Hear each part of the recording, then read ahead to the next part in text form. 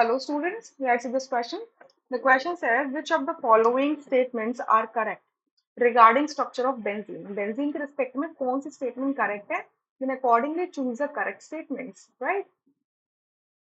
So पहला statement कहता है all the 6 carbons in benzene are sp2 hybridized. ये बिल्कुल सही बात है.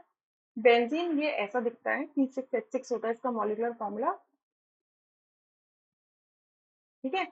सो ईच कार्बन क्या होता है इसका sp2 हाइब्रिडाइज होता है क्योंकि 3 सिग्मा बॉन्ड बना रहा है ईच कार्बन और एक पाई बॉन्ड बना रहा है. ठीक है. बी में लिखा हुआ है sp2 hybridized orbital of carbon overlap with another sp2 hybridized orbital of carbon to give carbon carbon sigma bond. बिल्कुल सही बात है कि अगर मैं इस कार्बन को देखूं और इस कार्बन को देखूं तो इनके बीच का जो सिग्मा बॉन्ड है वो कैसे बना होगा.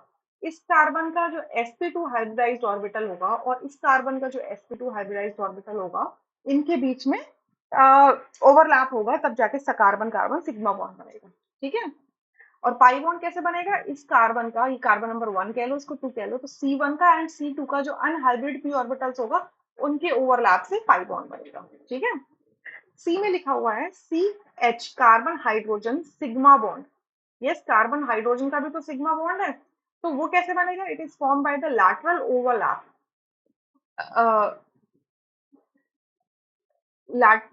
lateral overlap of sp2 hybridized carbon of orbital of carbon and orbital of hydrogen atom.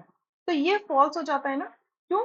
देखो हाइड्रोजन के पास तो सिर्फ s ऑर्बिटल है तो हाइड्रोजन का s ऑर्बिटल ओवरलैप करता है इस कार्बन नंबर 1 के sp2 हाइब्रिड ऑर्बिटल के साथ में. बट यहाँ क्या लिखा है carbon hydrogen sigma bond is form by the lateral overlap of sp2 hybridized orbital of carbon and orbital of hydrogen atom. तो यहाँ पर गलत हो गया फॉल्स स्टेटमेंट हो गया. ठीक है. सो 2 स्टेटमेंट्स किसमें ए एंड बी में. सो इस वजह से बी ऑप्शन करेक्ट हो जाएगा. Rest options are incorrect. I hope you understood. Thank you.